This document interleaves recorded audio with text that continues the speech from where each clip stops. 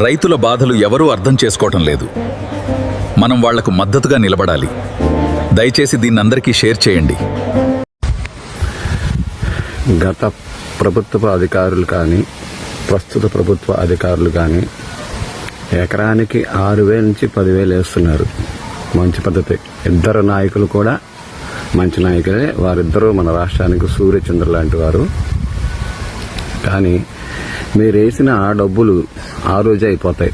రైతు పరిస్థితి మీకు తెలియదు కాదు. అలా కాకుండా నా చిన్న విజ్ఞప్తి ఏంటంటే, ఎవరైతే పాస్ పుస్తకం ఉంటుందో, ఎవరికైతే ఆధార్ కార్డు ఉంటుందో, ఒక ఎకరాకి వచ్చి ఒక రైతుకి 6 కట్టల మందు పడుతుంది. డిఐపి కానీ 20 కానీ యూరియా కానీ. ఈ 6 కట్టలు ఆధార్ కార్డు పాస్ పుస్తకం తీసుకొని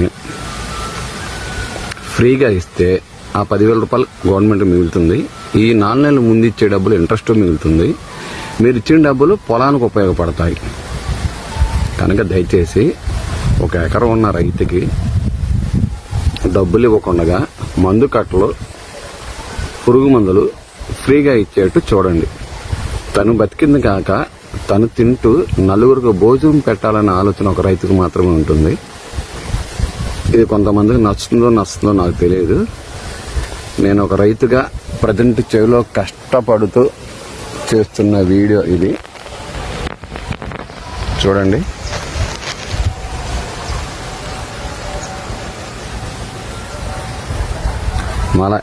మరి ఈ విధంగా కష్టపడే రైతుకి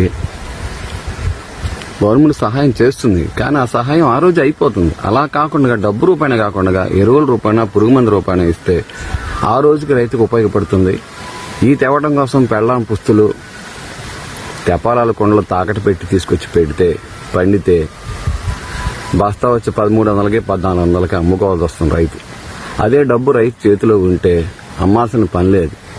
తను కూడా బెట్టుగా డిమాండ్గా రేట్ వచ్చినప్పుడే అమ్ముకుంటాడు.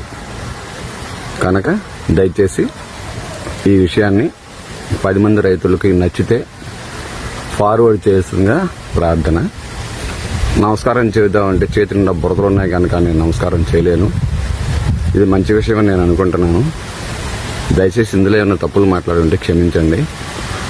ఒక రైతు ఆవేదనగా నేను పడుతున్న బాధ మీకు ఈ విధంగా తెలియపరుచుకుంటే ఒక చిన్న ఆనందం. 100 మందిలో ఒకరైనా వింటారేమో నాకు ఆశ. జై హింద్, జై కిసాన్.